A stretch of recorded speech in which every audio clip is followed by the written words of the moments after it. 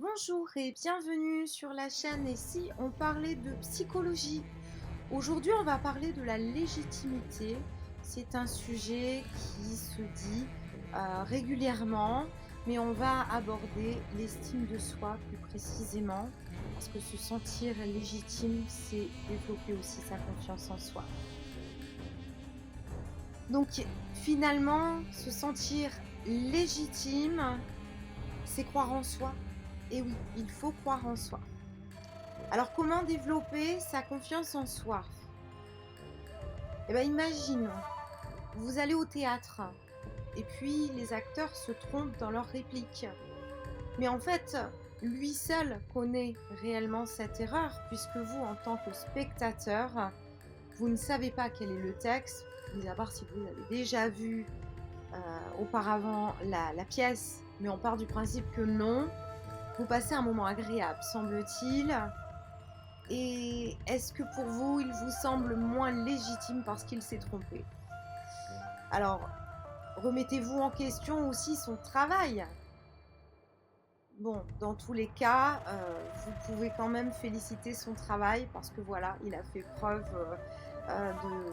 de professionnalisme. Il était sur scène, rien n'est apparu, il n'y a pas eu de blanc, il a improvisé donc vous, vous ne le savez pas. Lui, par contre, oui. Eh bien, c'est la même chose pour vous, en fait. Parce que vous seul connaissez votre angoisse et votre maladresse. Vous seul, vous connaissez simplement ce que vous ressentez, mais la personne face à vous, elle n'en a pas conscience.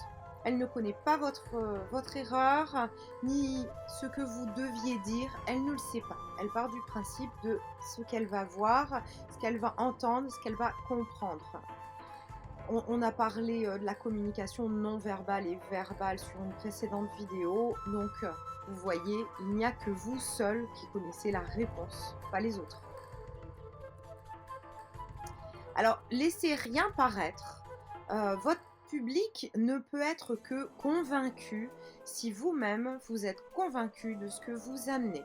Oui, on peut bégayer, on peut perdre ses moyens, on a le droit d'avoir peur, c'est normal. Encore une fois, je vous renvoie à la vidéo des émotions, mais quoi qu'il en soit, votre public, il faut le convaincre et si vous gardez de l'assurance, il ne pourra être que convaincu. Il ne faut pas perdre ses moyens en fait. Et puis surtout, ayez confiance aux qualités que vous en avez forcément. Et oui, on n'a pas que des défauts. Donc il faut prendre la ressource de nos forces pour être mieux. Alors vous êtes à votre place parce que vous êtes acteur de votre propre vie. Ça, ne l'oubliez pas. Et ayez confiance en vous, c'est important. Personne ne peut avoir confiance en vous si vous-même vous doutez de vous. L'estime de soi va de pair avec la légitimité. Apprendre à se faire confiance et à s'accepter comme on est.